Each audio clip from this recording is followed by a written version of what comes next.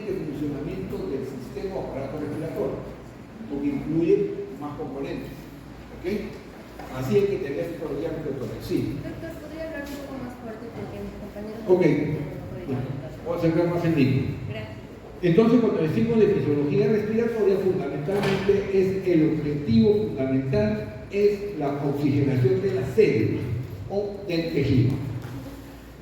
Y hay dos componentes importantes dentro de las funciones respiratorias: el oxígeno y el dióxido de carbono. El oxígeno y el CO2, básicamente.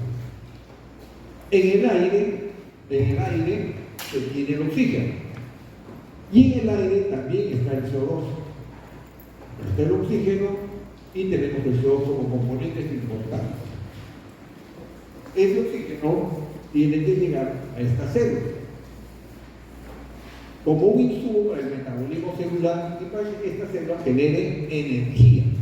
La energía de esta célula es el ATP, para eso van a estudiar su curso de bioquímica y entienden todo lo que es el ciclo de Krebs, el ATP, la glucosa y todo eso. ¿Ok? Acá hay un paso bioquímico que se llama fosforilación oxidativa. Para este paso bioquímico se necesita esta molécula de oxígeno. El producto de este ciclo de Krebs es el desecho, que es el CO2. Y ese CO2 tiene que salir al medio ambiente. Todo ese componente es la fisiología respiratoria. Y para ello existen funciones respiratorias. Función de ventilación, función de perfusión, función de difusión, la relación BQ o la relación ventilación-perfusión, el transporte de los gases en la zona arterial como en la zona venosa y la oxigenación de las células. Esas son las funciones más importantes, pero no son las únicas. Existen funciones inmunológicas, por ejemplo, como el sistema de defensa inmunitario, y para eso tienen un seminario de que van a hablar, que van a revisar todos los mecanismos de defensa. El hecho de que este oxígeno se encuentre en el aire, esta es una molécula gaseosa. Los dos son moléculas gaseosas, porque están acá en el aire. Entonces, el oxígeno es una molécula que tiene dos átomos. El dióxido de carbono también es una molécula gaseosa. Ustedes han estudiado las famosas leyes de los gases, leyes universales de los gases. La ley de Boyle, la ley de Gay-Lussac, la ley de Dalton, la ley de Graham, la ley de Fick, la ley de Henry, muchas leyes. Y se le llaman leyes universales de los gases, porque obviamente se van a cumplir en todo momento. Pero para que se cumplan las leyes de los gases, tienen tres variables.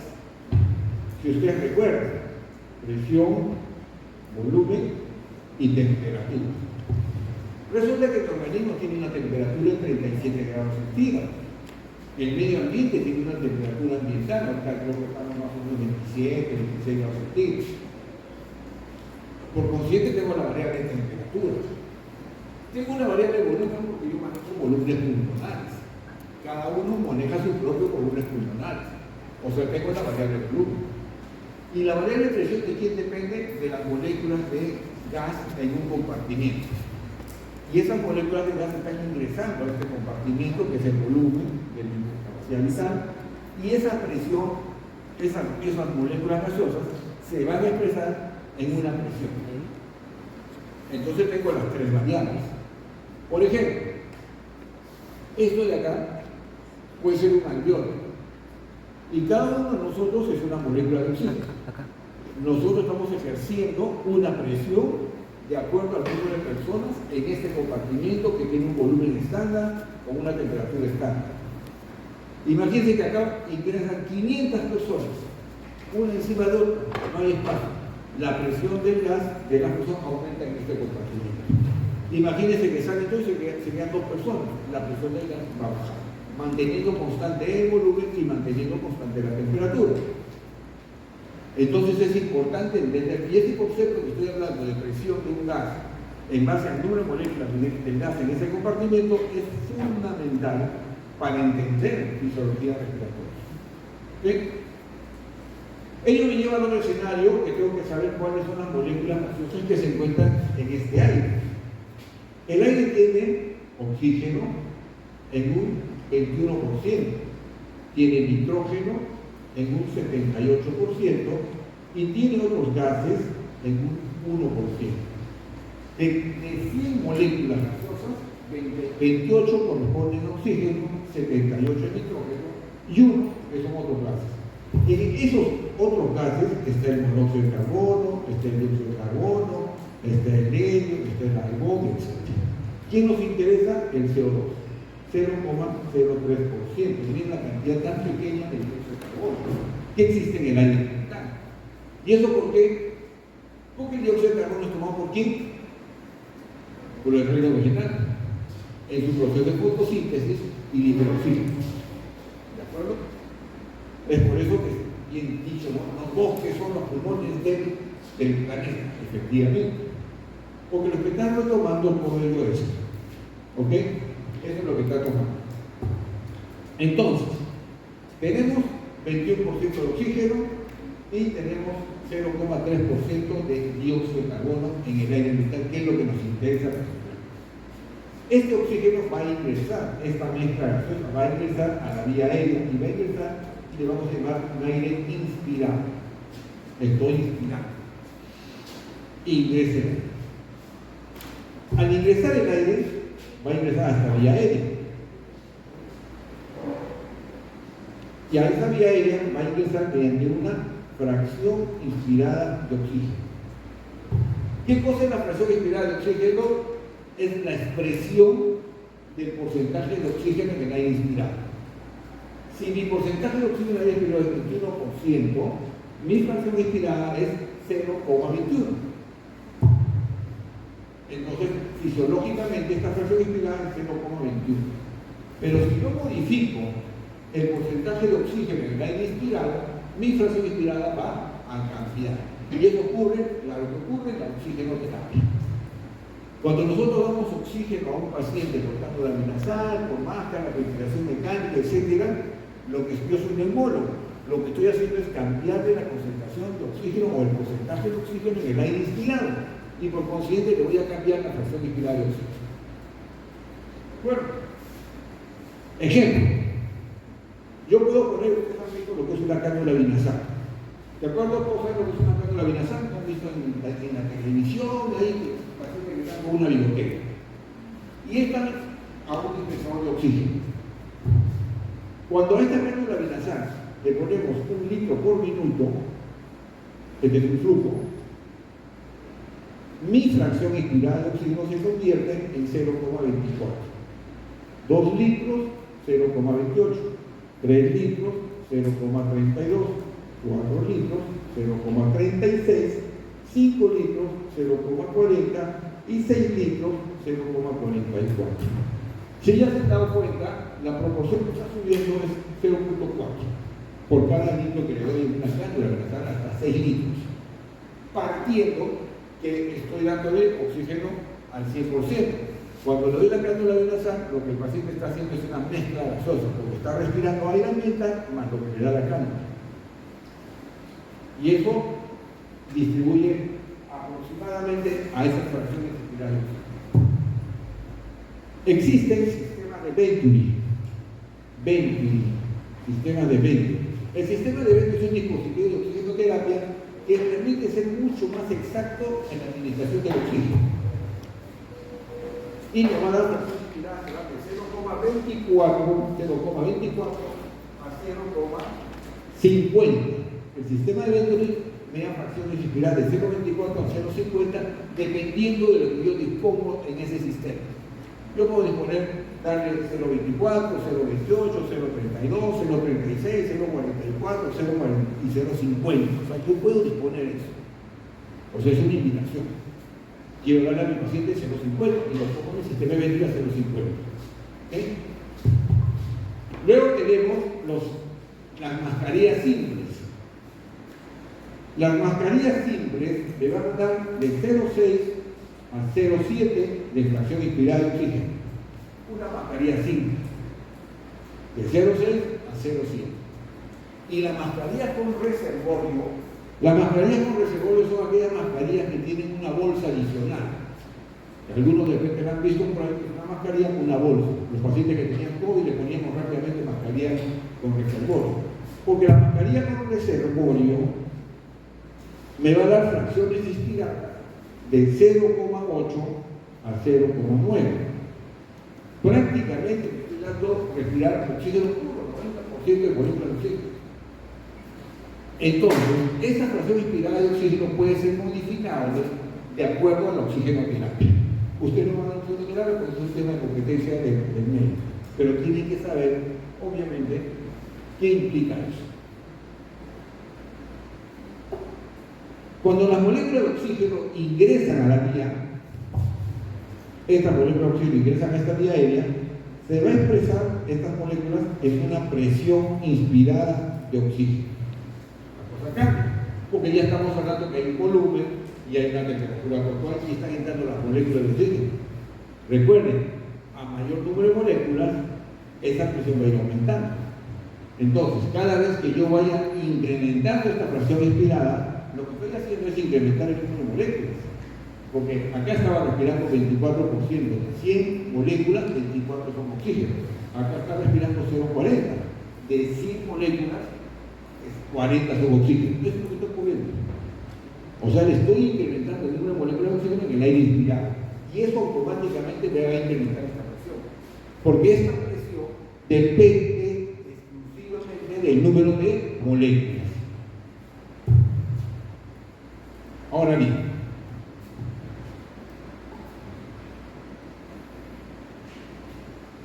y el número de moléculas es diferente dependiendo de la altitud.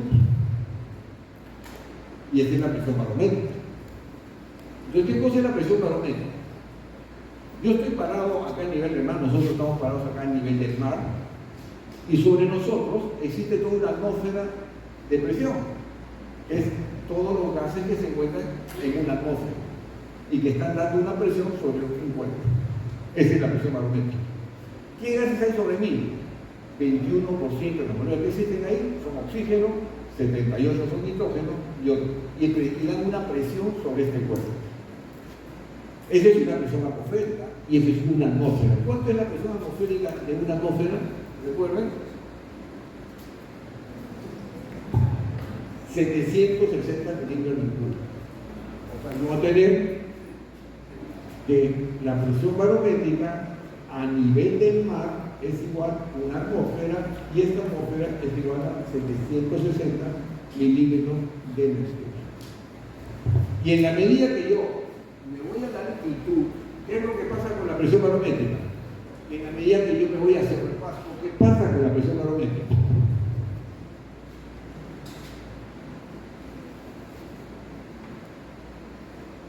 Nivel del mar, la atmósfera. La presión barométrica, todos los gases que están sobre esa persona a nivel del mar. Y esa persona se va a la altura y tiene una presión barométrica, tiene una, ya no es una atmósfera, ya es menos, porque ya hace frío. En esta columna gaseosa, existen 21% de moléculas de oxígeno, 78% de moléculas de nitrógeno y 1% que son otros gases. Igual sucede en la altura, pero lo que pasa es que hay menos moléculas en total. Si acá hay 2000, acá hay 100, por ejemplo. Pero de esas hay 21% oxígeno, 78% nitrógeno y 1% de otro. ¿Eso qué quiere decir?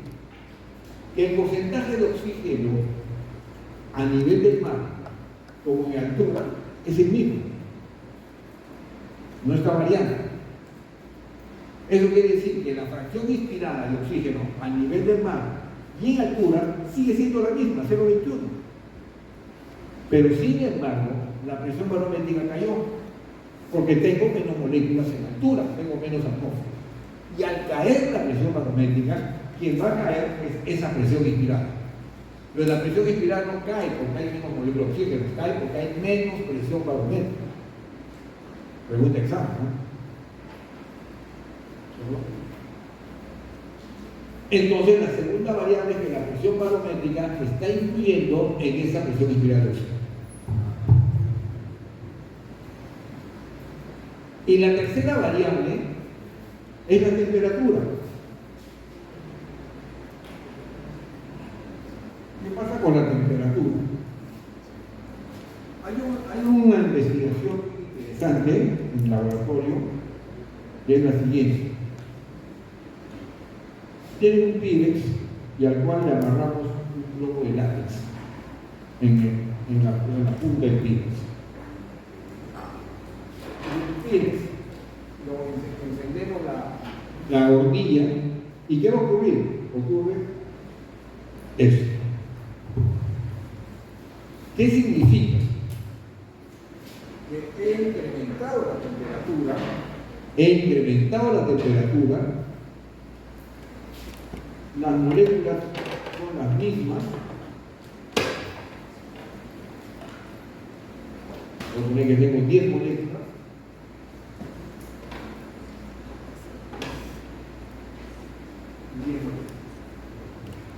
pero sin embargo el volumen ha aumentado.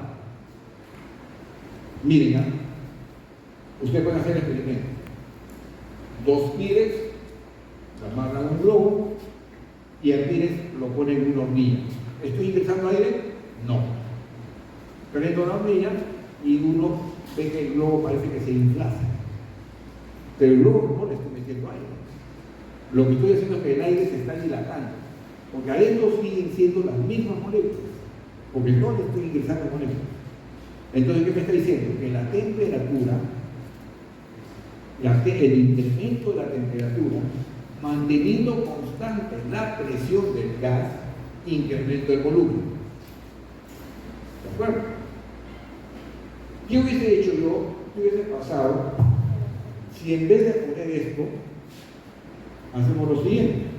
Ponemos el mismo Pyrex, pero le ponemos un tapón de metal y le incremento la temperatura. ¿Qué creen que va a pasar ahora? ¿Qué va a pasar con el Pyrex? Así es, porque la presión dentro del Pyrex está aumentando y como no tiene desfogue porque le he puesto un tapón de metal, va a ser tanta la presión que va a romper el Pyrex y va a explotar. Eso es lo que pasa con un balón de oxígeno, un balón de gas en un incendio. El balón de gas es un componente gaseoso, tiene un volumen determinado. Empieza el incendio y empieza a aumentar la temperatura. ¿Y qué pasa con el balón? Explota. Están haciendo su servicio marginal, se fueron a una posta, están solitos en la posta, pero no llega enfermera, no llega nadie, están ustedes solitos, pero llega un contingente de balones de oxígeno. Y no sé dónde ponerlo, se lo pongo al costado del caldero de la posta. ¿Qué me va a pasar? Va a volar la posta, ¿no? Porque no hubo un concepto. Por eso cuando usted ve ese balón de oxígeno verde, ese balón que está en los hospitales, dice bien claro, no ponerlo cerca de lugares de alta temperatura. Porque es un compartimiento de un volumen que no tiene desfogue. Y si yo no aumento la temperatura, corre el riesgo de explotar. Claro que tiene que ser grandes temperaturas, y a veces es difícil obtener. Entonces, en la persona, mi temperatura puede variar su volumen, claro que sí. Cuando yo tengo una fiebre de 38, 39, 40 grados, pero los volúmenes que voy a intervenir y voy a variar son tan insignificantes que en la larga no son aplicables en la clínica, por lo menos en un adulto. Pero en un neonato, ahí sí. Porque el neonato tiene volúmenes tan pequeños que una hipertermia de 44 sí puede afectar estos volúmenes. Muy bien. Estos tres fenómenos se traducen, influyen en esta presión. Y es así que decimos que la presión inspirada del gas oxígeno es igual a la presión barométrica menos la presión de vapor de agua multiplicado por la fracción inspirada de oxígeno. ¿Qué cosa es la presión barométrica? 760 milímetros de mercurio, una atmósfera a nivel del mar. Que si yo me voy hacia el Pasco, la presión barométrica cambia. Ustedes entran a internet y ponen presión barométrica de Cerro Pasco y le van a salir una cifra. Creo que está en 580, no, así 560. Si me voy a título, tiene otro. Si me voy al Cusco, a Purisma, etc., tiene diferentes presiones de valor. Presión de vapor de agua. Cuando nosotros incrementamos la temperatura, ustedes hoy día se levantaron y se bañaron. Bueno, ahora es difícil usar agua caliente, ¿no? Pero vamos a que estamos en invierno y ponen su termo y se bañan. ¿Y qué están haciendo? Aumentando la temperatura en el ambiente. ¿Y qué va a ocurrir con la luna, en el espejo? Se empaña de agua, vapor de agua. ¿Qué están haciendo? Que el incremento de la temperatura está generando una presión de vapor de agua y están formando moléculas de agua. Entonces, este molécula de oxígeno se empieza a ligar con los hidrógenos y forman las moléculas de agua. ¿Qué está pasando con las moléculas libres de oxígeno? En la medida que yo forme más moléculas de agua en el vapor de agua, ¿qué pasa con las moléculas libres de oxígeno? Disminuye. Entonces, la presión de vapor de agua con respecto a la presión inspirada de oxígeno es inversamente proporcional. A mayor temperatura, mayor presión de vapor de agua, y por consiguiente voy a reducir al número de moléculas que están entrando en esta aire inspirado que generan una presión barométrica. Por eso es que es negativo. ¿Cuánto es la temperatura corporal normal? 37 grados centígrados. ¿Cuánto es la presión de vapor de agua que se genera a 37 grados centígrados? 47 milímetros de mercurio. 760 menos 47. Multiplicado por la presión inspirada que es 0,21. Si hacemos todo esto, esto sale 150 milímetros de mercurio. Presión inspirada de oxígeno. Entonces, nuestra presión inspirada de oxígeno será 150 milímetros de mercurio si nos encontramos respirando aire ambiental a nivel del mar a una temperatura corporal de 37 grados centígrados y en metabolismo basal. Si yo cambio una de esas variables, voy a cambiar esa presión. Y la que más influye es la presión barométrica y la presión inspirada. Porque la presión inspirada yo la puedo cambiar por la oxigenoterapia. Imagínense que en vez de poner acá 0,21, yo le estoy dando a un paciente de cálculo nasal 0,44 y acá multiplico 0,44. Esto se va a elevar rápidamente. ¿Está claro? Las moléculas de oxígeno llegan al alveolo. Y en el alveolo existe la unidad alveolo capilar. Esta unidad alveolo capilar, que es la unidad alveolo y el capilar, recuerden que tenemos un componente de sangre venosa. Acá estamos hablando de sangre venosa, que es la arteria pulmonar, que viene del ventrículo derecho, aurícula derecha, y recoge sangre del sistema venoso por la vena cava superior y por la vena cava superior y por la vena cava inferior. Recoge el metabolismo celular, ¿de acuerdo? Con la anatomía elemental. Llega la sangre a la aurícula derecha, por la arteria pulmonar, llega esta sangre a la unidad alveolo capilar, que es el pulmón. A este nivel hay un intercambio gaseoso de las moléculas de oxígeno y las moléculas de CO2. El CO2 sale del capilar al alveolo y el oxígeno ingresa del alveolo al capilar. Intercambio gaseoso. Y sale la sangre arterial. Pero esta sangre arterial sale por las venas pulmonares. Las venas pulmonares están llevando sangre arterial, rica en oxígeno. ¿Hacia dónde llevan? Hacia la aurícula izquierda, pasa al ventrículo izquierdo y por la arteria aorta llegan a la economía, a la célula, que luego es recogida por el sistema capilar venoso. Entonces voy a tener este alveolo capilar, un componente alveolar, un componente capilar, un componente capilar venoso en la arteria pulmonar, un componente arterial en la vena pulmonar.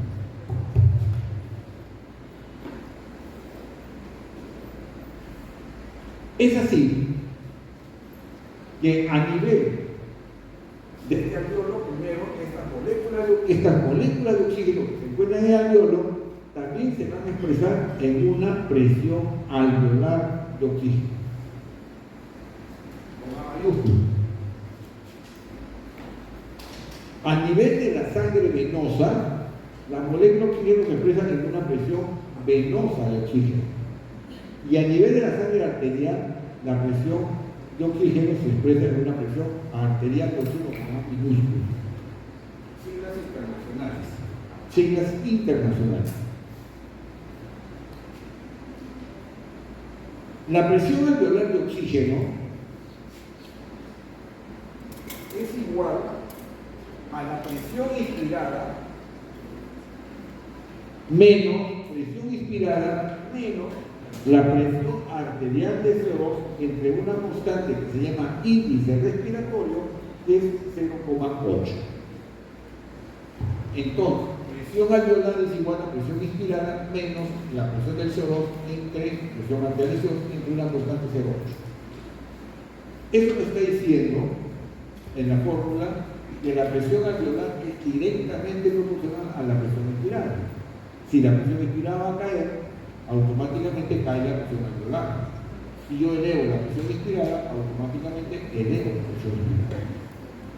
Para poder definir cuánto es este valor, vamos a recurrir al valor normal de la presión arterial de CO2.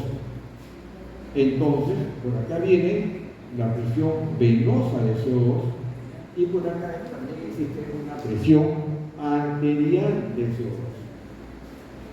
Como que en el alveolo existe una presión alveolar de oxígeno y también existe una presión alveolar de CO2. ¿Está claro? Como son los dos componentes que tengo que analizar, oxígeno y CO2. Oxígeno en la sangre venosa, presión venosa de oxígeno y presión venosa de CO2. O componentes gaseosos en el alveolo, presión alveolar de oxígeno, presión alveolar de CO2. Componentes gaseosos en la sangre arterial, presión arterial de oxígeno y presión arterial de CO2.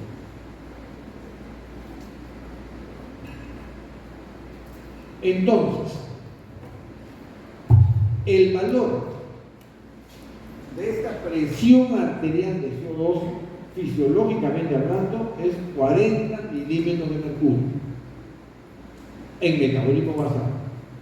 Por consiguiente, si yo ya tengo que 150 milímetros de mercurio y mi presión inspirada de oxígeno, y sé que mi CO2 normal es 40, y sé que tengo una constante que es 0,8, ya puedo obtener el valor de la presión alveolar. ¿Y cuánto me va a salir? Me va a salir 100 milímetros de mercurio. En otra palabra, 37 grados centígrados y en metabolismo basal. 4 condiciones, que es la que tenemos todos ahorita. Estamos en metabolismo basal, está en respiratorio ambiental, tiene su temperatura de 37 grados centígrados y estamos a nivel del mar. ¿De acuerdo? Ahora bien, existe un concepto que se llama gradiente alveolo arterial de oxígeno. Gradiente alveolo arterial de oxígeno es igual a la presión alveolar de oxígeno menos la presión arterial de oxígeno.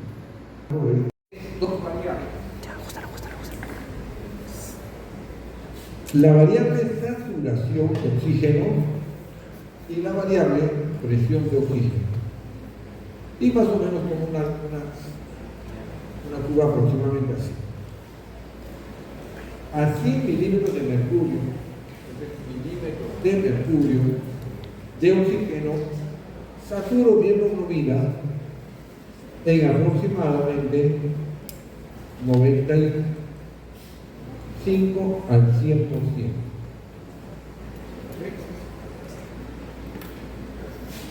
Con una presión arterial de 80 a 100 milímetros de mercurio, yo saturo mi hemoglobina entre 95 al 100% a la hemoglobina con molécula de oxígeno. ¿De acuerdo? Ahora bien, todos han visto y todos conocen un oxímetro de pulso, ¿no? Levante la mano quien conoce un oxímetro de pulso. Así es. Todo el mundo lo conoce. ¿No? En el COVID, todo el mundo nos medía el oxímetro de pulso, la saturación de oxígeno.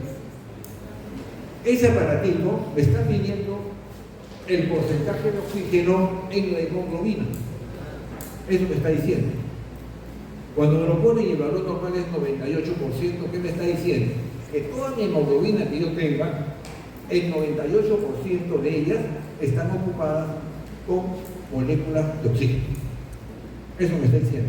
El 99% de enlaces que tiene la hemoglobina para disponerse, enlazarse con el oxígeno, está ocupado en el 98% con moléculas de oxígeno. El 2% restante, ¿qué será? El CO2 o su equivalente.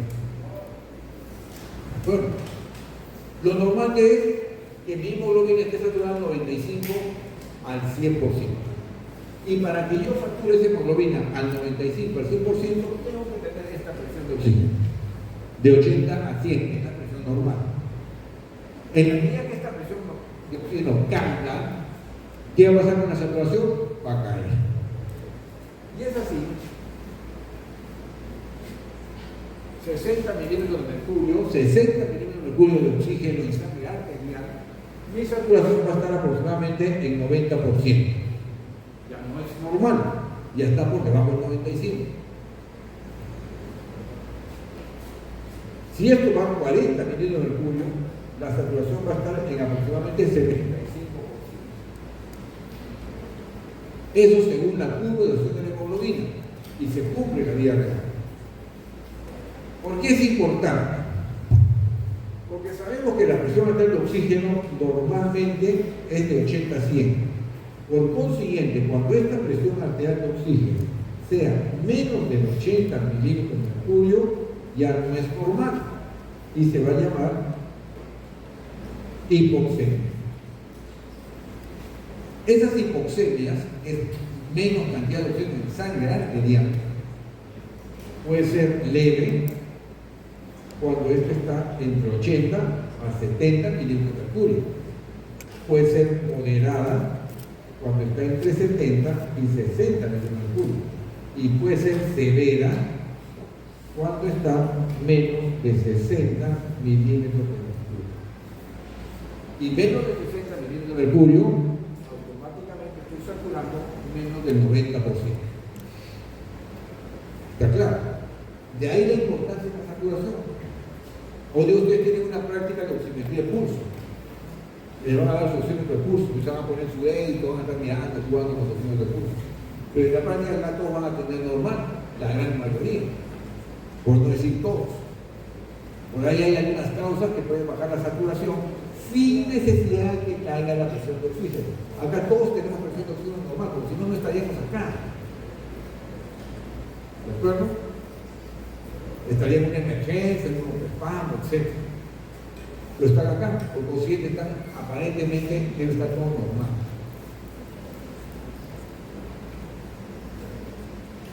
Entonces, esta presión de oxígeno, para obtener este valor de presión de oxígeno, necesito un análisis de gases arteriales. ¿Qué significa?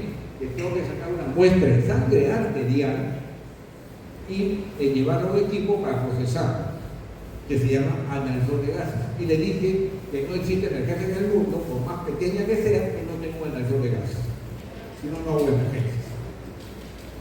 Muy bien. Y esa sangre arterial significa que yo tengo que saber tomar una muestra de sangre arterial. A pocas personas les sacan muestra de sangre arterial. A todos nosotros nos han sacado una sangre venosa para nuestros análisis de la universidad y todas las cosas, nos han quitado la vena. Todos ven, pero sangre arterial no. Y sangre arterial tengo yo para pulsar primero la arteria radial, ya sea izquierda o ya sea derecha, la arteria humeral o braquial, derecha o izquierda, la arteria inguinal, plural o femoral, la arteria temporal. Cuando pongo mi dedo acá en adelante del pabellón auricular, siento un latido, que es la temporal, la arteria carótida, la arteria poplitea, la arteria pedia. De todos esos lugares, ¿cuál voy a pulsar? Nadie va a meter una aguja en la carótida, nadie va a meter una aguja acá en la temporal. Tenemos como acceso las radiales, la braquial humeral y las femorales. Y ahí se toma la muestra, generalmente radial. Se toma la muestra y se saca una muestra de sangre arterial y se procesa en el equipo. Y tiene que ir en condiciones de anaerobiosis, o sea, tan igual como salga la muestra. Le ponen un tapón de gel en la punta de la aguja y lo mandan al laboratorio. Porque si yo mando la muestra con aire, ese aire se va a meter y va a variar todos estos valores que yo estoy buscando en la realidad del paciente. Entonces toma la muestra y se manda en condiciones de anaerobiosis al laboratorio para que haga el análisis. Y esa muestra tiene que ser procesada inmediatamente. Porque en la medida que se quede más tiempo, ¿qué va a pasar con las células? Se empiezan a morir, a destruir. ¿Y qué van a producir? CO2. Y me va a variar el análisis de gas arterial, porque en ese análisis me van a medir oxígeno y CO2 como moléculas libres en la sangre arterial. Entonces la muestra tiene que ser procesada inmediatamente y me traduce lo que está ocurriendo en ese momento. Muy bien. Pero en cambio la saturación no necesito nada, simplemente el oxígeno que puse. Entonces la saturación me va a brindar una información muy valiosa y rápidamente asequible. No necesito elegir, no necesito nada. Claro está que tengo que saber interpretarla, porque es cierto que toda reducción de hipoxemia va a producir una desaturación, o sea, una caída de saturación, pero no toda desaturación es por hipoxemia. Entonces yo tengo que aprender a descartar cuáles son las causas de desaturación por las cuales no tengo hipoxemia. Son 3 o 4, no son muchos. ¿Ok? Lo vamos a ver más allá. ¿Cómo funciona esto?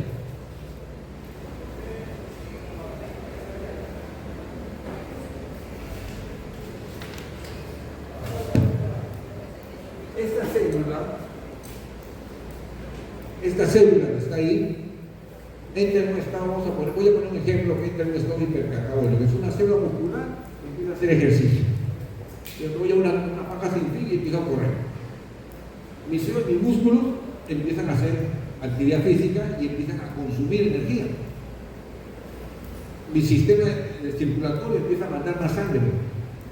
Mi corazón empieza a latir más veces, porque bombea más sangre a estos músculos que están requiriendo ese insumo.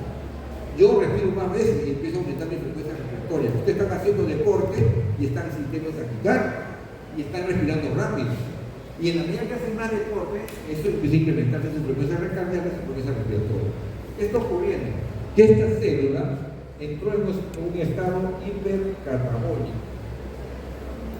Al estar en un estado hipercatabólico, requiere insumos para producir energía. Uno de los insumos es la glucosa, pero acá también estamos hablando de oxígeno. Y por consiguiente, empieza a existir un aumento del consumo de oxígeno. Entonces el oxígeno empieza a caer en el medio ambiente de la sangre porque estoy consumiendo el oxígeno. Ese consumo de oxígeno genera un incremento de la demanda de oxígeno. O sea, la célula dice, oye, si estoy jugando, mándame más oxígeno. Le estoy demandando. Y el organismo lo entiende así y empieza a incrementar su frecuencia cardíaca y frecuencia respiratoria para mandar más oxígeno a esa célula. Eso significa que va a existir un incremento del aporte de oxígeno.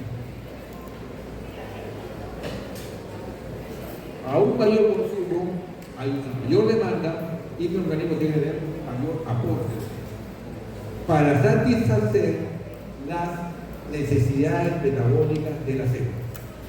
Y usted sigue jugando y sigue comiendo.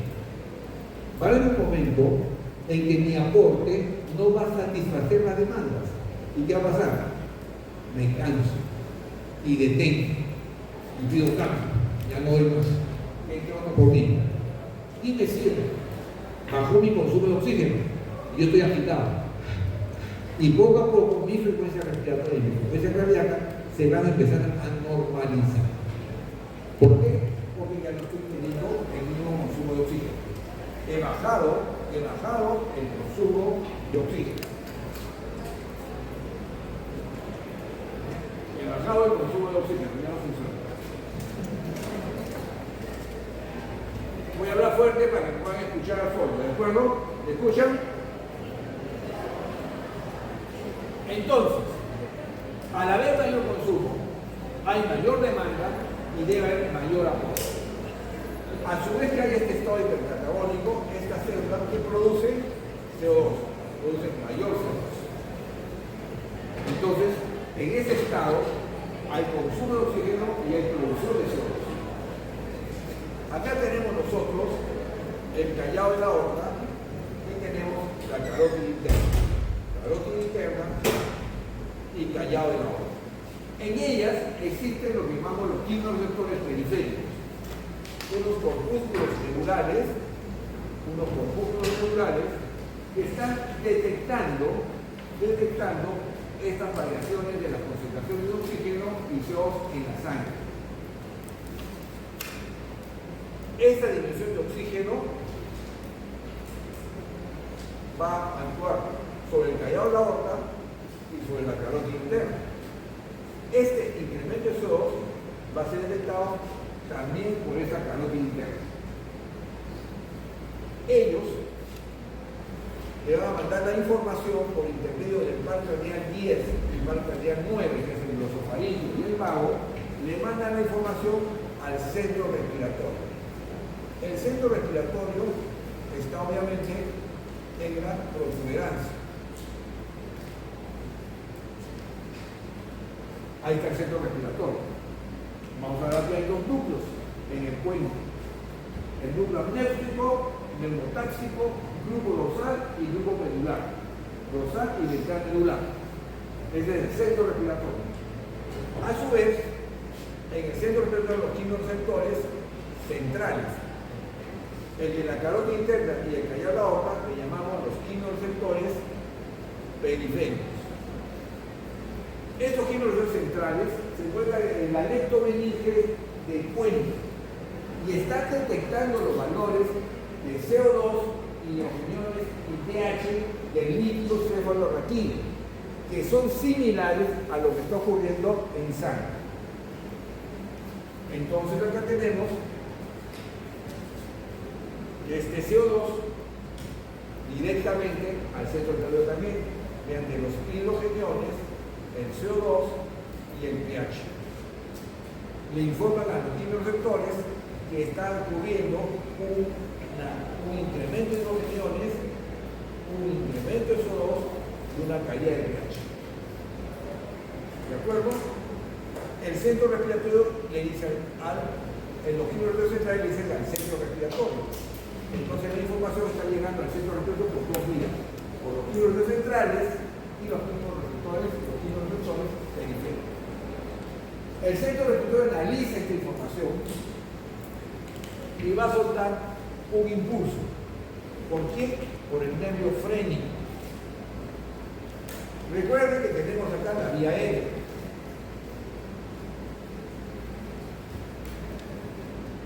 La caja torácica, un músculo importante que es el diafragma.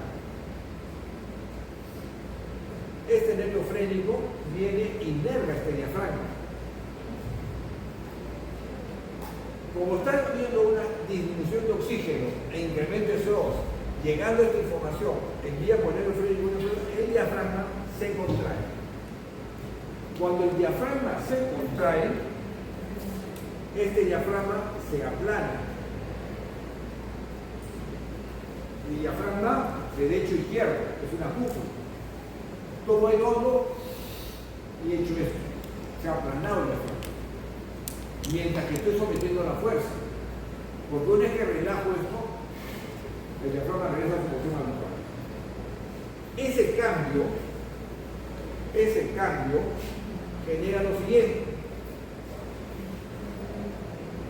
Acá hay dos curvas, la curva de volumen y la curva de presión,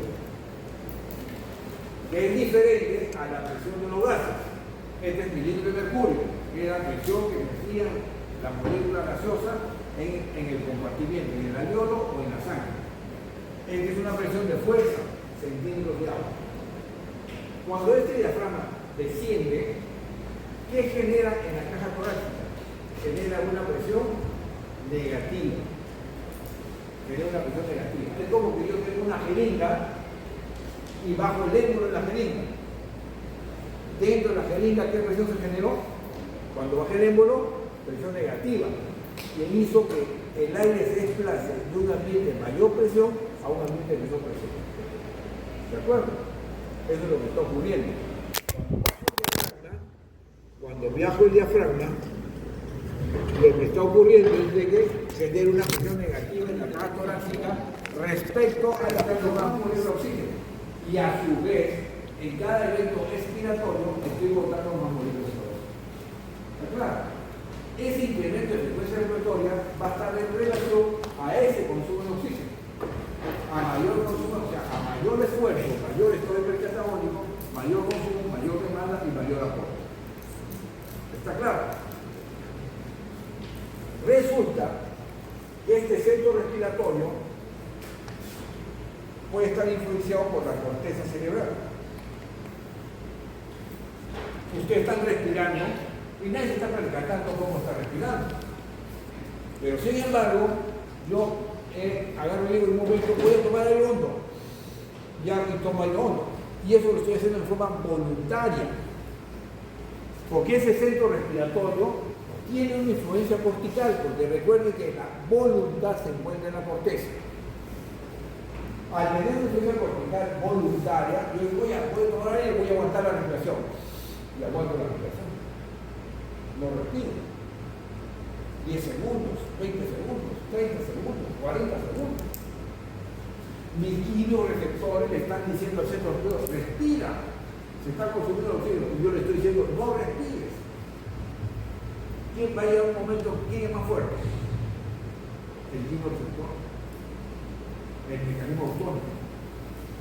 Porque me hace respirar de todas maneras. Y yo voy a respirar. ¿Cuántos de ustedes y nosotros hemos hecho ese famoso concurso metido bajo el agua? ¿Cuánto duramos? ¿No? Y alguien afuera está tomando el tiempo, ¿quién dura más? ¿No? Y ustedes se dan cuenta que el que toma el tiempo está mirando a los ojos, están abajo, que ni se mueven, ¿sí o no? ¿Y por qué no se mueven? Porque si se empiezan a mover, están consumiendo más oxígeno y van a durar menos tiempo. Ellos no saben nada de fisiología, pues lo están haciendo. Por eso que las personas que se están ahogando están tratando de aguantar la respiración y tratando de llegar a la superficie, y si no llegan, ¿qué va a hacer? Va a respirar y toma aire, pero no va a tomar aire, va a tomar agua y se ahoga, porque en vez de estar moléculas de oxígeno entran agua a los alveolos y se ahoga y muere. Y cuanto más se mueve, más se desespere, su tiempo va a ser menor. Por eso que cuando se estén ahogando o nos estemos ahogando, hay que estar tranquilos, relajados. Imposible. Entonces, yo le digo a esta corteza cerebral, quiero tomar aire hondo. En este momento, cuando fue la inspiración en reposo, el diafragma se contrae. Y cuando se da la expiración en reposo, el diafragma se relaja. Pero no son los únicos músculos, porque en la inspiración también están los intercostales externos en la inspiración. Y cuando se produce la expiración, los intercostales externos se relajan. Se dan cuenta que no hay medicamento activo en la inspiración. Pero cuando nosotros generamos una inspiración profunda, entonces ¿qué pasó? Que esta presión inspirada bajó mucho más. Esta presión, ¿por qué? Porque no solamente se contrae el diafragma, sino se intensifica la contracción del diafragma. Entonces existe una contracción diafragmática, se contraen los intercostales externos, pero el externo masculeo y los músculos accesorios actúan. El externo masculeo, el cerrado, los abdominales, los pectorales, hay una serie de músculos intercostales que se contraen más y obviamente generan una mayor contracción de los músculos accesorios y generan una presión más negativa en la caja torácica. Al generar una presión más negativa, ¿qué va a pasar? Ingresa un mayor volumen. Mayor volumen, mayor número de moléculas. Mayor número de moléculas, mejoran estos valores.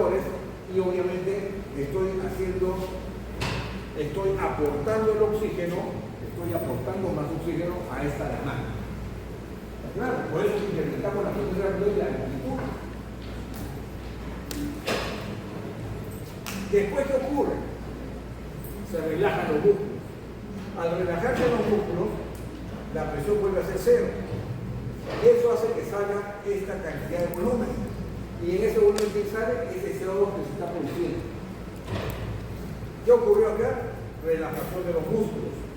Todos estos músculos se relajaron. El diafragma, los intercostales, los esternocleidomastoideos, todos estos músculos se relajaron. En este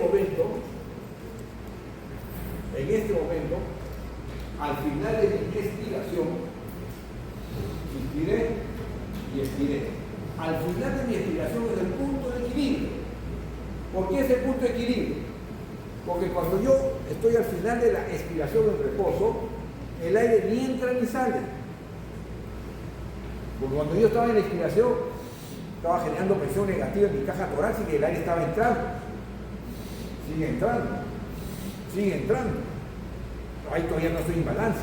Pero cuando yo empiezo la expiración, reduzco la presión negativa hasta el final de la expiración y en ese momento me quedo al final de la expiración. ¿Qué ocurre? La presión de medio ambiente con la presión intratorácica son iguales. Por eso que el aire no entra ni sale. A eso se llama punto de balance elástico o presión cero. Porque la diferencia entre dos es igual. ¿Está claro?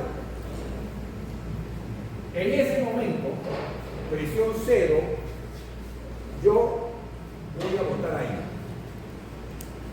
O sea, ahora yo terminé mi respiración y ahora voy a soplar. Y boto un volumen de aire. Para que yo bote ese volumen de aire, después de una expiración en reposo, tengo que generar una presión positiva en mi caja torácica para que pueda salir y ganarle a la presión atmosférica. Y por eso que ya ahora sí voy a generar una presión positiva mayor. Y entonces que genere una presión positiva. ¿Con qué músculos? Intercostales internos en la expiración forzada y los rectos y oblicuos abdominales. Expiración forzada. Estoy haciendo una expresión mayor para poder botar aire y genero una salida de aire. Entonces, luego ¿qué va a pasar? Se relajan estos músculos, se relajan los intercostales internos, rectos y oblicuos abdominales, punto de balance elástico. Terminó la expiración. Entonces tenemos un volumen tidal, que es aquel volumen que estamos respirando normalmente, un volumen de reserva inspiratorio, seguimos respirando normalmente, un volumen de reserva expiratorio, volumen tidal, y nos quedamos siempre con un volumen de esos pulmones que se llama volumen residual. ¿Claro? Estamos respirando un volumen normal, volumen tidal o volumen corriente. Toma el hondo. Agregué un volumen de reserva inspiratorio. Regreso a respirar normal. Boto un volumen de reserva expiratorio, pero no pude vaciar de aire todos mis pulmones. Siempre hay aire que se queda. ¿Cómo se llama ese aire que se queda? Volumen residual. Entonces, tenemos determinados volúmenes y capacidades.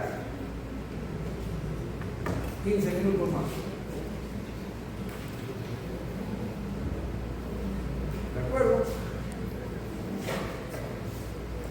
Volumen vital, volumen de reserva respiratorio, volumen de reserva expiratorio y volumen residual. La sumatoria de volúmenes me dan capacidades. Si sumamos volumen de reserva inspiratorio más volumen vital, se va a llamar capacidad inspiratoria. Si sumo volumen de reserva inspiratorio y volumen residual, se va a llamar capacidad residual funcional.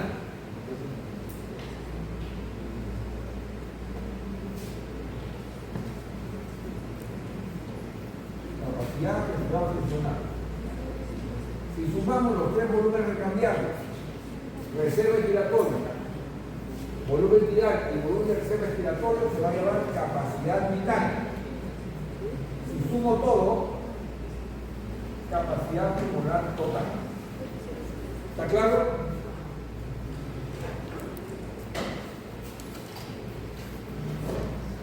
La espirometría, que es una prueba que ustedes van a hacer hoy día, no me mide el volumen residual. Por consiguiente, la espirometría no me puede medir capacidad residual funcional y no me puede medir capacidad pulmonar total, porque para esos valores necesito saber el volumen residual. Entonces la espirometría sí me puede medir capacidad inspiratoria y sí me puede medir capacidad vital. Claro. Ustedes van a hacer un espirómetro hoy día. Se le van a dar a cada grupo un espirómetro, una computadora y un espirómetro, y van a empezar a ver esos volúmenes en una interpretación espirométrica. Le van a dar un oxímetro de pulso y van a empezar a ver esa saturación de oxígeno. Y esos equipos son equipos cotidianos de cualquier hospital. O sea, no es nada de lo común. Más aún, son exámenes rutinarios en cualquier hospital. Tienen que saber.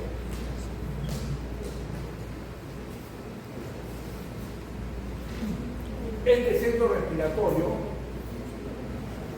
tiene influencia de los quimioreceptores, influencia de la corteza, pero no solamente de ellos, tiene influencia de receptores propioceptivos de los músculos y los tendones de los miembros superiores. Tiene influencia de los receptores, de los termorreceptores de la temperatura.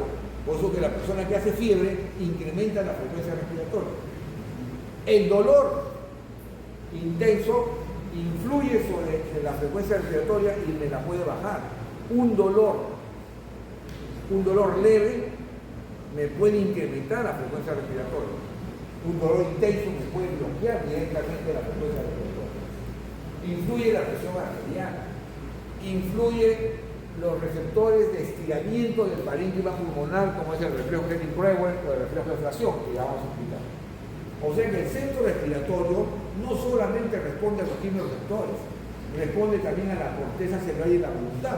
Yo incremento la frecuencia respiratoria voluntariamente, pero no voy a estar así siempre. Entonces hay un componente autónomo y hay un componente de influencia. ¿Ok? Ahora bien, este parénquima pulmonar tiende a colapsarse.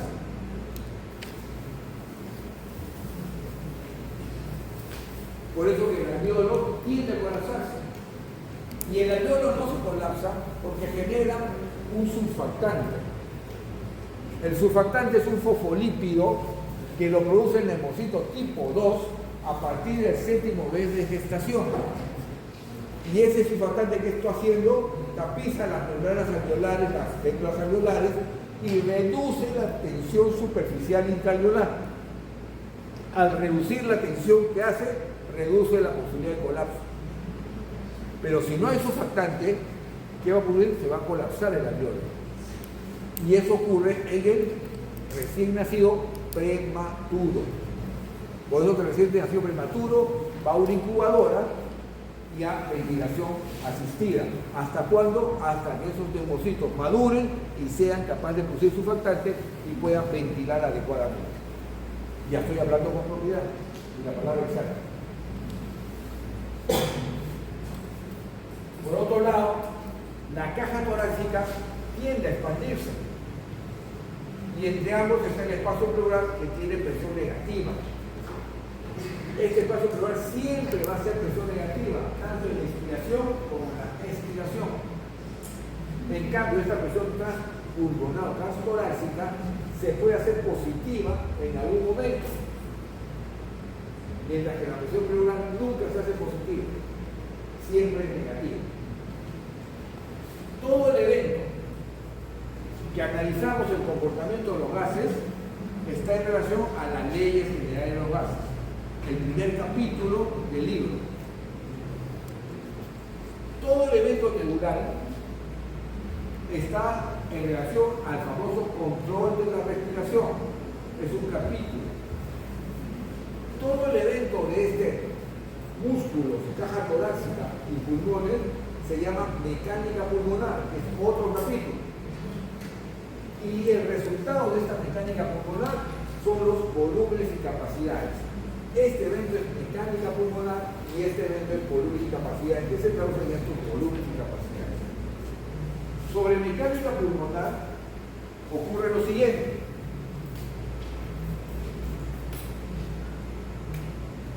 La mecánica pulmonar responde a que nosotros seamos capaces de vencer nuestras propias resistencias de mi sistema respiratorio y garantice obtener el volumen que me compete de acuerdo a la edad, sexo y talla de cada persona. Un niño va a tener menos volumen que una persona alta o de mayor edad.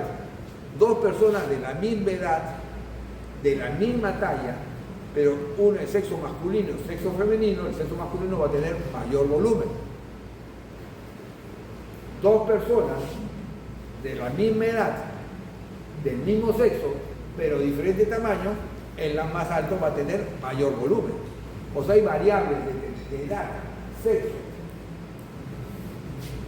edad y sexo fundamentalmente, que me hace variar las diferentes volúmenes de cada uno. Por consiguiente, cada uno tiene sus propios volúmenes, cada uno tiene su propio volumen vital, cada uno tendrá su propio volumen respiratorio, etc. Esos volúmenes son normales, pero se logran porque soy capaz de vencer mis propias resistencias. ¿Cuáles son mis resistencias? Mi resistencia a la vía aérea, que es una resistencia fisiológica. Yo tengo que vencer la resistencia que la vía aérea me pone al pasaje del aire. Tengo que vencer la resistencia de este sistema tóraco-pulmonar, de esa caja torácica y de ese pulmón que tiene de por sí resistencias. La caja torácica me pone una ejemplo.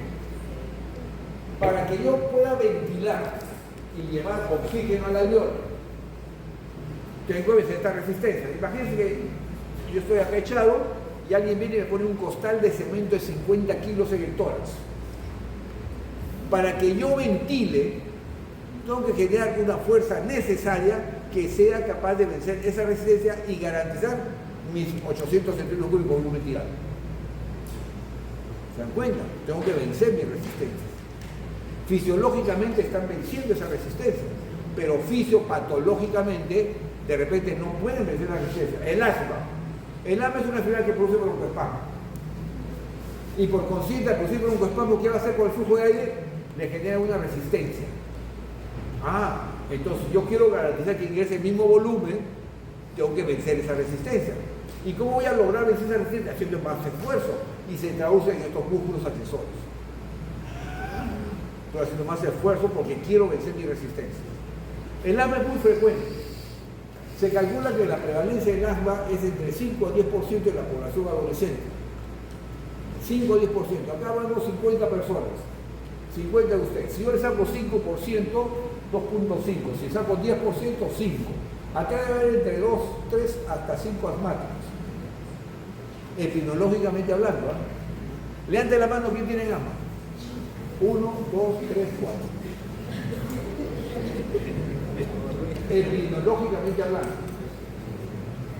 ¿De acuerdo? Yo no, ¿acaso yo he dicho, oye, levante la mano cuando yo diga eso? No. Utilizo la epidemiología, la salud pública. ¿De acuerdo? Ellos, en algún momento, han tenido esa resistencia a la vía aérea y han sentido que no entraba el aire, ¿sí o no? Y les han dado salbutamol. Y lo que han hecho es reducir esa resistencia, hacer broncolatación y respirar mejor. O sea, en ese momento, cuando ellos tuvieron ese espasmo, tenían la necesidad de hacer más fuerza, ¿sí o no? Para que pueda garantizarse el mismo volumen. Porque si no hacían eso, entraba menos volumen. Y entrar menos volumen, ¿qué significa? Menos moléculas de oxígeno. Y menos moléculas de oxígeno, ¿qué significa? Desaturación. Y llegan a la emergencia. ¿Alguno puede haber llegado a la emergencia en desaturación o no? ¿Han llegado o no? No todos. Dice que del 100% de pacientes asmáticos, solamente entre 3 al 5% pueden llegar a una emergencia en esa situación. El resto de asmáticos se la pasan corriendo, jugando, no tienen nada. O sea, bastante leve el enfermedad de ellos. Entonces, llegan a la emergencia, gran esfuerzo respiratorio para vencer su propia resistencia de broncoespasmo, mientras que ese esfuerzo está compensando, yo voy a estar con saturación normal. Pero si ya empiezo a no lograr mi aporte, y mi aporte no satisface mis demandas metabólicas, empiezo yo a desaturar. ¿Está claro? ¿Está claro? Entonces ya vamos entendiendo la desaturación. Muy bien. ¿Preguntas? Entonces, para terminar esta parte, esto de acá es una fuerza y esto de acá es un volumen. Y yo necesito que te haga una fuerza, vamos a poner 5 centímetros de agua de fuerza para que pueda ingresar en mi sistema 500 centímetros cúbicos. ¿Cuáles son mis resistencias? Esta vía aérea y esta caja torácica. Imagínense que yo tengo una creación de la caja torácica. Las articulaciones costoesternales y costovertebrales se vuelven artrósicas, duras, y no puedo generar este movimiento. Cuando yo respiro, esta articulación se mueve, mi caja torácica se mueve, tiene una flexibilidad. Si yo pierdo esa elasticidad, esa flexibilidad, va a entrar menos volumen. Y voy a tener que hacer más ejercicio para poder vencer eso y garantizar mi volumen.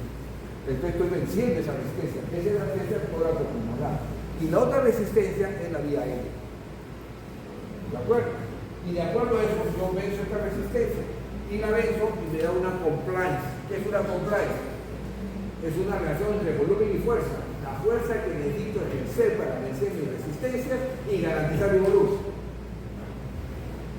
Y me da una compliance, que es una compliance normal.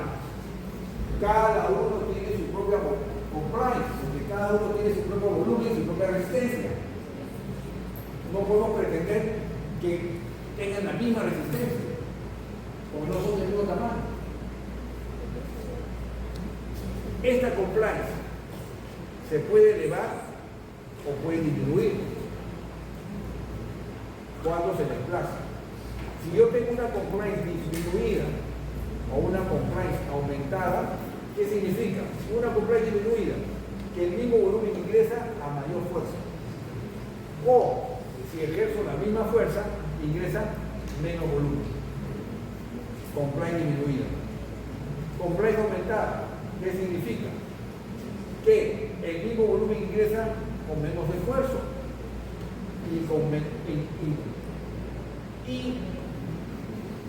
el mismo volumen ingresa con menos esfuerzo, o si hago el mismo esfuerzo, ingresa acá, ¿no? Mayor volumen. ¿Se dan cuenta? El mismo esfuerzo, pero mayor volumen. Compliance aumentada. ¿Quiénes tienen compliance aumentada? El envejecimiento y una enfermedad que se llama enfisema pulmonar. Tremendos tórax, grandes volúmenes, a poco esfuerzo, pero el volumen no es efectivo. Entonces es otro problema. ¿Ok?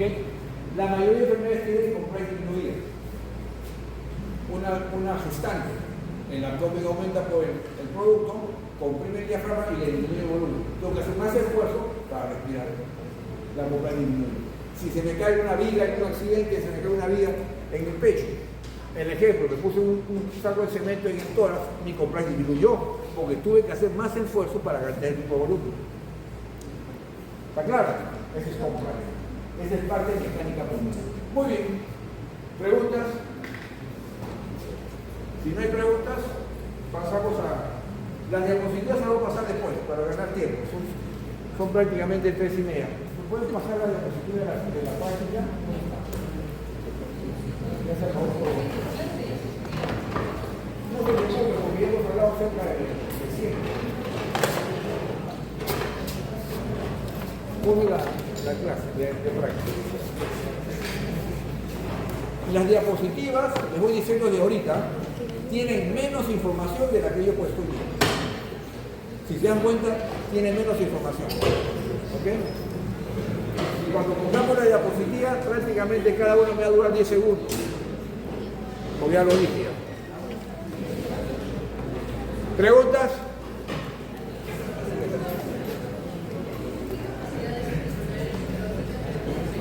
¿Perdón?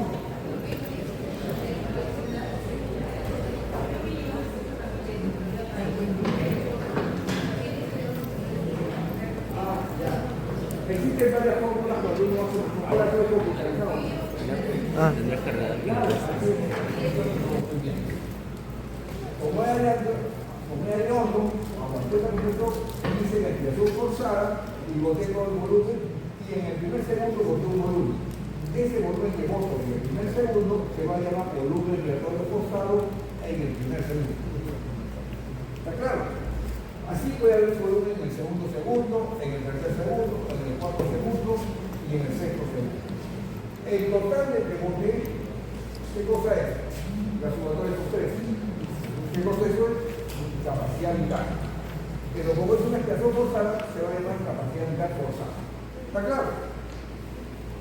Entonces ya tengo dos variables, capacidad vital forzada y tres pulsos, que el equipo lo va a medir. ¿Ok?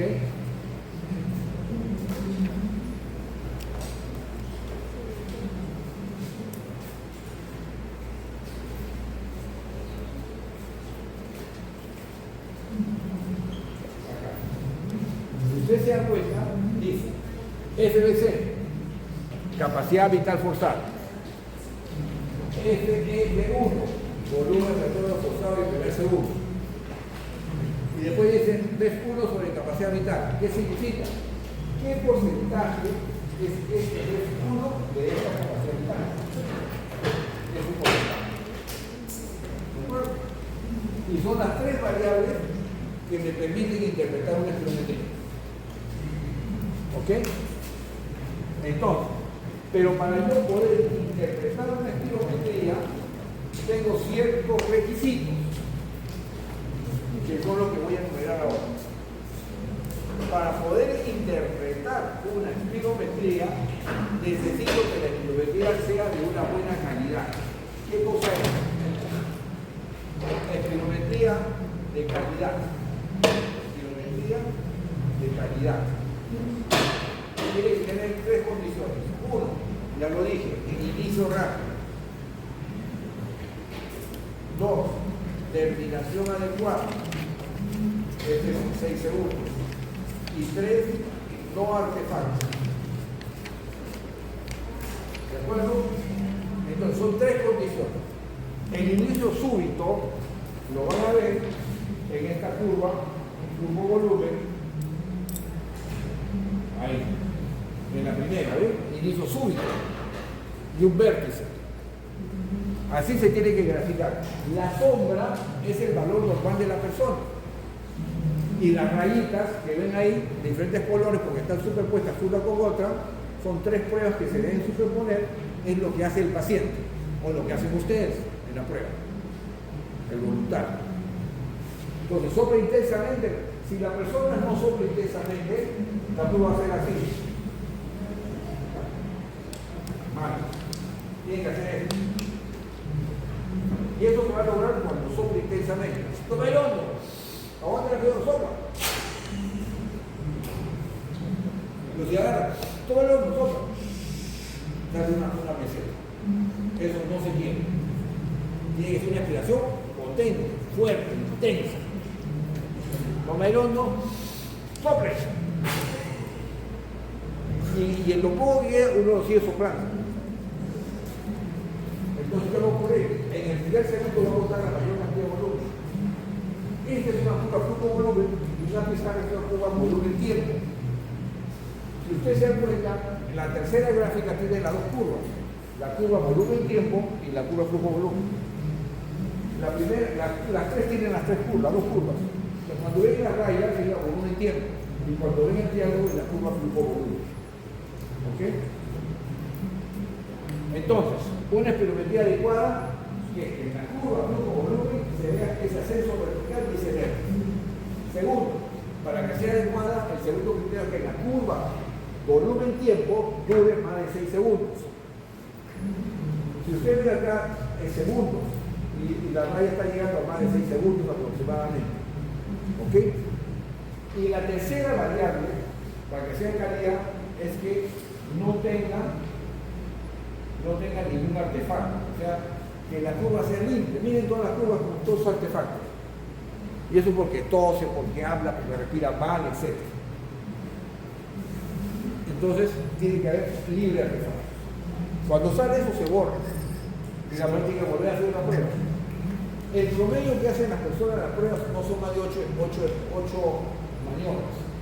Generalmente la primera maniobra sale mal, porque recién están conociendo.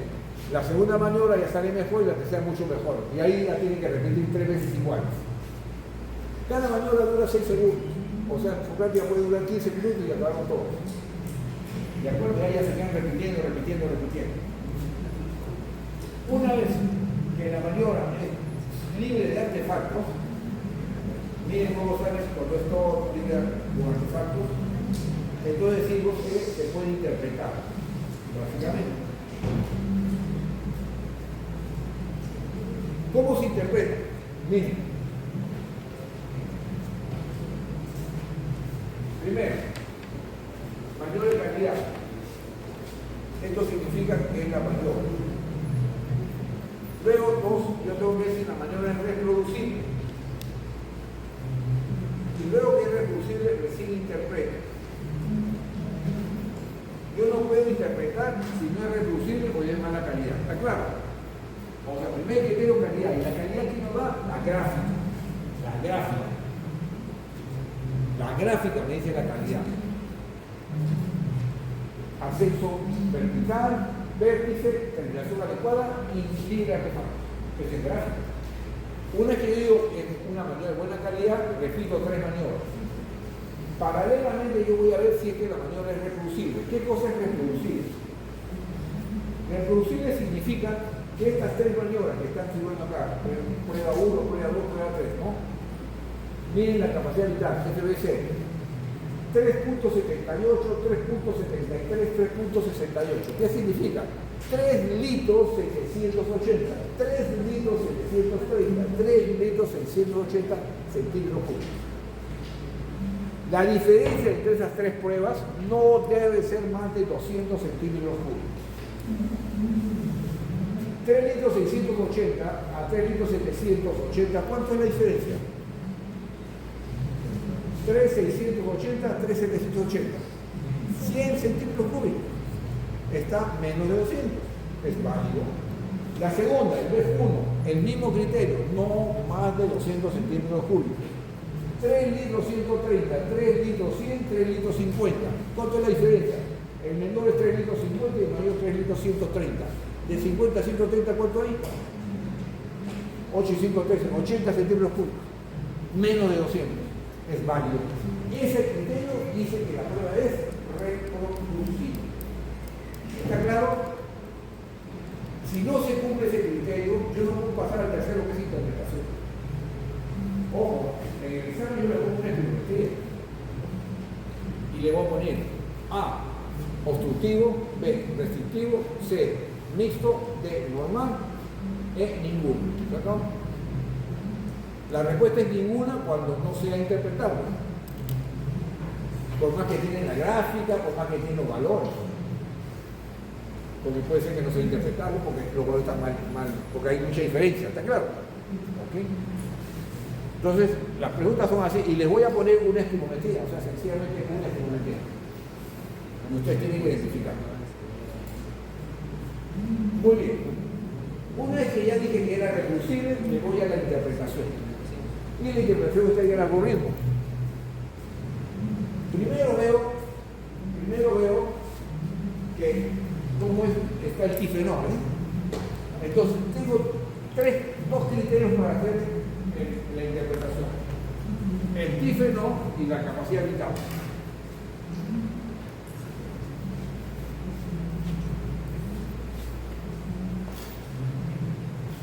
El tifenol es el porcentaje de volumen expiratorio forzado en el primer segundo con respecto a la capacidad vital forzada. Ese es el tifenol.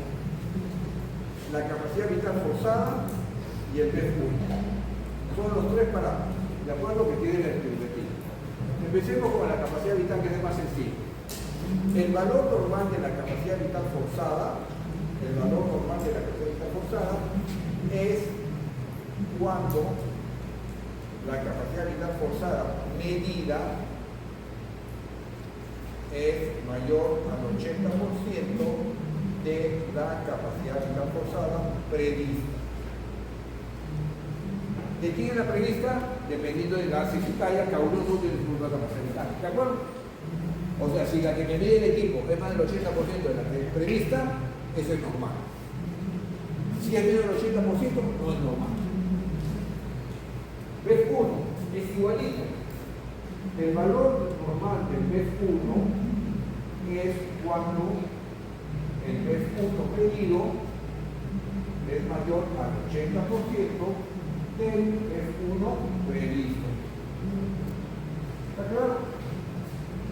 En esa tabla que está en la imagen, ¿cuánto es el valor previsto? El que dice teórico. 3.76. Ese previsto, ¿de dónde salió?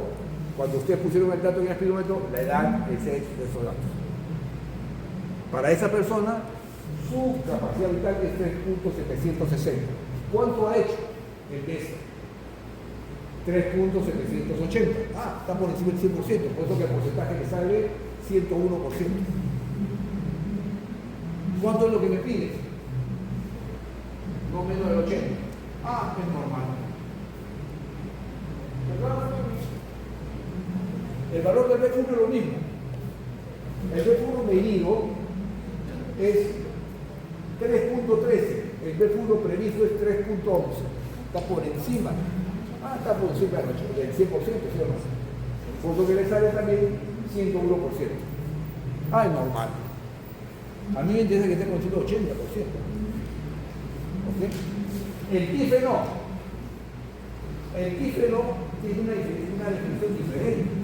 Miren, el valor normal del tífeno es cuando el BEF1 medido es mayor al 70% de la capacidad vital forzada medida. Ahí no está entrando ningún previsto. Solamente es la relación de lo que ha hecho el paciente. ¿Eso dónde está? Cuando usted ve una columna PES que dice que es el medido, dice 3.78 capacidad vital y BEF1 3.13. Ese 3.13 es 82% del 3.78. Es el medido. Ese valor normal no puede ser no menos de 70. ¿Cuánto está ahí? 82.8%. O sea, es normal. ¿Está claro? Ya. El tífeno se saca por la comparación del BEF1 y la capacidad vital medidas. No las comparan con el previsto. Entonces, ¿cuál es el medido? En la columna dice BEF. Ah, ya. ¿Cuál tiene capacidad vital? 378. ¿Cuánto es mi BEF1? 313. ¿Qué dice? El 313 debe ser más del 70% de 378. ¿Cuánto es? 82.8. ¿De acuerdo? No estoy haciendo y comparando el 100% que hice acá. ¿Ok? ¿Está claro? Pregúntela. Eso que estoy hablando es uno de los errores más frecuentes. ¿Qué hacen? Dicen, el tífeno es 100%, porque ahí dice 100%, está normal, porque su valor es más de 70. Ese no es el referencial. El referencial es el 82.8. ¿Podría volver a explicar esa parte, pero quizás en la pizarra hay un poco más grande? Porque está... Ya, voy a leer todo lo que estoy leyendo. El tífeno es el porcentaje del BEF1 sobre la capacidad vital forzada. El valor normal de este tífeno es cuando el BEF1 medido del paciente o de la persona o de ustedes es más del 70% de mi misma capacidad vital medida. Ese es un tífeno normal. Más del 70%, puede estar 80, puede estar 90, puede estar 100. Pero no va a estar nunca 101. Porque yo no puedo tener un P1 más de mi capacidad vital, ¿sí o no? Claro, yo no puedo botar un P1 más de lo que tenga mi capacidad vital. Pero doctora, ya sabe que está en 101. ¿Por qué? Porque están comparando el TIFE no medido con el TIFE no previsto. Eso es otra cosa. Eso es otra cosa. ¿Está claro? Pregunten porque sé lo que les digo. Porque uno dice, ¿han entendido? Sí, le ponen la pregunta y jalan todos. O sea, no lo han entendido. Vos con escrito.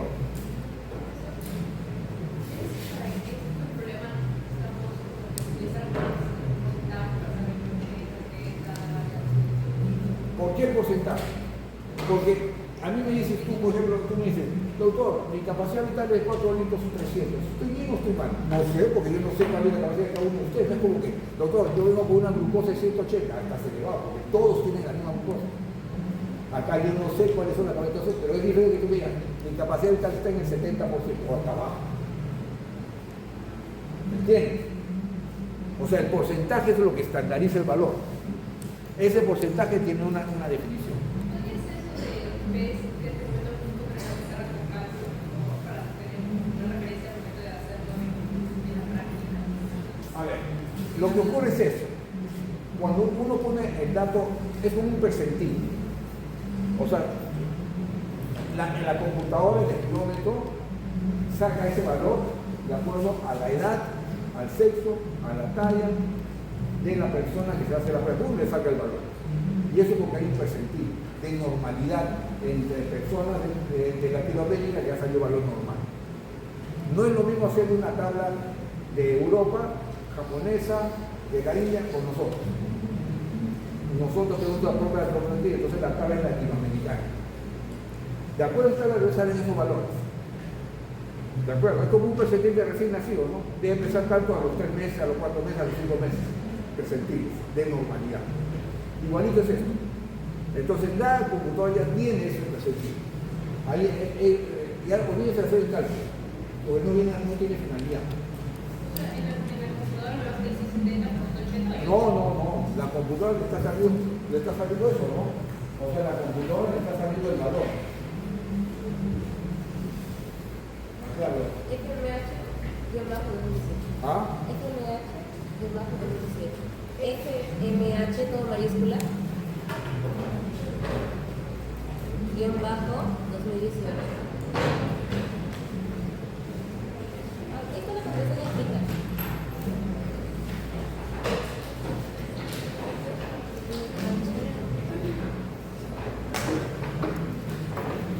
Ahí está la contraseña. Los percentiles de normalidad no se preocupen porque nos da el equipo. ¿De acuerdo? De acuerdo a lo que yo alimento al equipo. Si yo alimento mal al equipo, por ejemplo, vamos a poner que yo mido 1,95 m. O al revés, yo mido 1,60 m.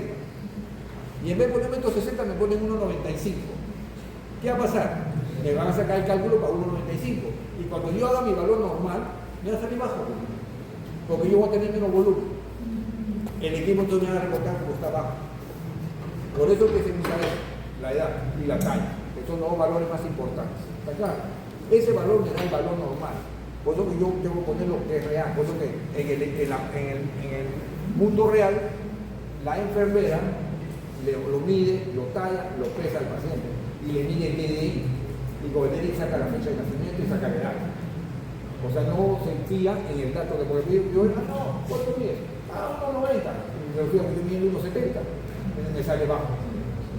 Porque para 1,70 voy a tener menos volumen. Entonces vamos a poner que una persona de 1,90 m tiene 5 litros y una persona de 1,60 m tiene 3 litros. ¿De acuerdo? Como pusieron 1,90 m, yo soplo y boto mis 3 litros, que era normal para mí. Pero como me está comparando con 1,90 m y no es un 5 litros, me sale que estoy bajo. ¿El error cuál fue? El mal dato. ¿De acuerdo? Eso es lo que hace. Por lo que uno cuando ve la geometría arriba tiene todos los datos de normalidad. ¿Ok? ¿Cómo interpreta? Para avanzar. Ustedes ven ahí la forma de interpretación. Hacen lo siguiente. Mira primero y definen si es que el bifenol del paciente está normal o está disminuido. El bifenol es la relación del MES1 con respecto a la capacidad vital forzada. Puede estar normal o puede estar disminuido. ¿Cuándo está normal? Cuando el canal es el 70%. ¿Cuándo está disminuido? Menos del 70%. Después de la riesgo veo la capacidad vital forzada. Veo la capacidad vital forzada. Y tengo dos opciones, que esté normal o que esté disminuido. Igual acá, que esté disminuido o que esté normal. ¿Cuándo está disminuido? Cuando esta capacidad vital es menos del 80%. Cuando está normal, cuando es más del 80%. Es una definición que hemos puesto ahí, más del 80%. ¿Ok? Entonces tengo, si el bifenol del paciente es normal y la capacidad vital es normal, la espirometría es normal. ¿Está claro? Si el bifenol del paciente es normal y la capacidad vital está disminuido, el patrón es restrictivo. Si el bifenol está disminuido y la capacidad también está disminuido, el patrón es mixto.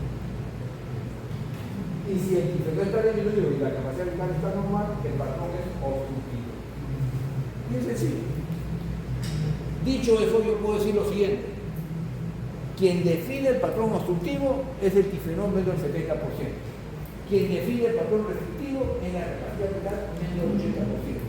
Quien define el patrón mixto es el bifenol menos del 70% más la capacidad menos del 80%. Y quien define el patrón normal es un bifenol más del 70% y una capacidad vital más del 80%. ¿Está claro? No hay más opciones. La espirometría me dice el patrón funcional, cómo está funcionando el pulmón en ese momento para esa enfermedad. No me está dando un diagnóstico de enfermedad. Ejemplo, yo puedo ser un asmático y tener una enfermedad obstructiva, porque el asma se define por una enfermedad obstructiva. Pero me hacen mi espirometría y me sale normal, porque en ese momento estoy normal. ¿Dejé de ser asmático? No. La espirometría es normal. Yo puedo llegar a la emergencia y una espirometría obstructiva, correcto. Puedo llegar a la emergencia y de repente no tengo una espirometría restrictiva. ¿Dejé de ser asmático? No. Simplemente me estoy comportando con un patrón funcional restrictivo en una enfermedad obstructiva. ¿Puedo ser asmático y llegar con un patrón mixto en la emergencia? ¿Dejé de ser asmático? No. Me estoy comportando funcionalmente con un patrón mixto en ese momento de una enfermedad obstructiva. ¿Está claro? Los patrones funcionales espirométricos no definen enfermedades. Lo que me está diciendo es cómo está funcionando en ese momento. ¿Preguntas?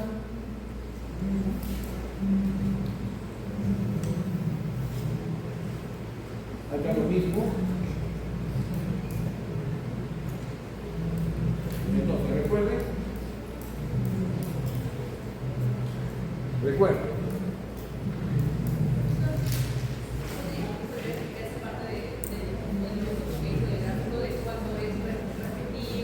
Ya. Es lo mismo, ¿eh? Ustedes han puesto lo mismo. Dicho de forma diferente, ¿no? Ya. A ver. Primero yo voy a poner el ejemplo del gráfico de la tabla, ¿ya?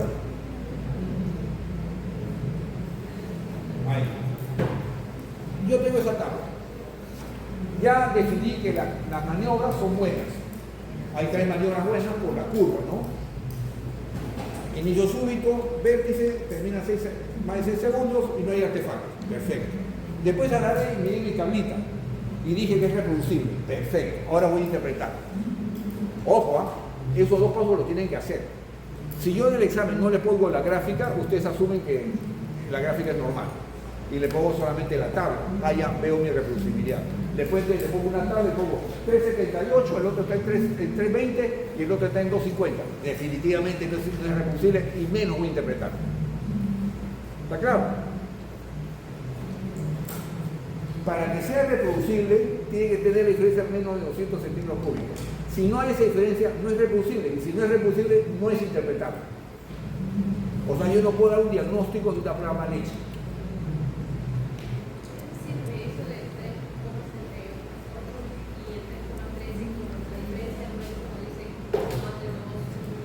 200 centímetros cúbicos. Si la diferencia es más de 200 centímetros cúbicos, no es interpretable. No es recursible y por consiguiente no es interpretable. En el caso de que es un robo de 3.8 y 3.13 no es En el horizontal, no en el vertical.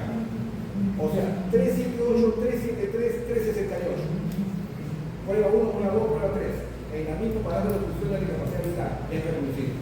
Porque la diferencia son 13 metros de 200. Más aún, la norma le pide las dos mejores, nada más. O sea, yo agarro las dos mejores, las dos más altas, 378 y 373. Y ahí me dice cuál es la diferencia, menos de 200. Yo le estoy ampliando a poner la tercera. Pero es un criterio de calidad nada más. Le elevo la valla, nada más. Solo, pero solo se puede hacer, entre los más altos. Pero si yo tengo un alto, por ejemplo, 3.780 y el otro lo tengo en 3.500 y el otro está en 3.480, acá están cerca, pero este acá está muy lejos. No es interpretable. ¿Está claro? Porque el que manda es el mayor. Porque no es recursible. Recuerda que para ser interpretable tiene que ser recursible. ¿De acuerdo? A ver, miren, voy a ver esto. Puedo poner que en la tabla es el análisis. El difenol, voy y busco el difenol de la tabla. ¿Cuál es el difenol de la tabla? 82.8, ese es el difenol. Porque es sobre el medido, ¿no? 82.8. Ah, 82.8, ¿dónde está? Más de 70 o menos 70, está acá. Ahí al correcto, ahora voy a ir a la capacidad vital. Y me voy a la capacidad vital. Y la capacidad vital es 3.78 es el medido y 3.76 es el previsto. Ah, está en 101. Porque ahí sí la definición es la capacidad vital medida es más del 80% del previsto. Allá está en cuanto en 101%. ¿Dónde está 101%? Está más de 90 allá en geometría normal. ¿Está claro? Cuando uno empieza a leer geometría por la primera vez, tiene que hacer los pasos 1, 2 y 3, así es fácil. Ya después uno ya por experiencia se saltea los pasos. ¿De acuerdo? Pero el que empieza nunca saltea pasos. ¿De acuerdo? Por más obvio que parezca. Hasta que adquieren experiencia. Eso es en general. Por ejemplo, historia clínica. Si usted va a aprender historia clínica, tiene paso 1, paso 2, paso 3. Protocolo dice 1, 2, 3, 4, 5. Cuando uno empieza, es bien ordenado en el protocolo. Cuando uno ya tiene experiencia, ya para qué hago el 3 porque está viendo que está me saltó al 5. Así es fácil, pero porque tengo experiencia. Y a veces la experiencia le puede jugar a las jugadas. Otro que también, el que tiene dudas, protocolo. Y los pasos del gordo. ¿Ok? ¿Está claro?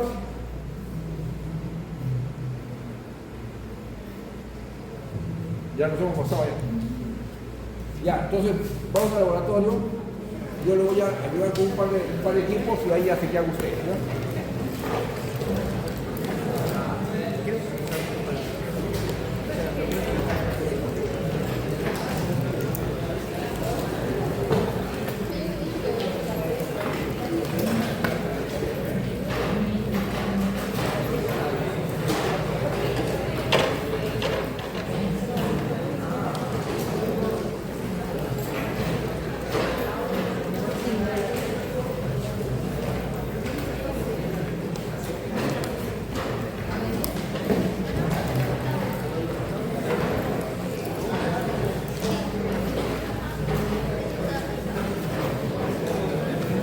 Chicos, les queda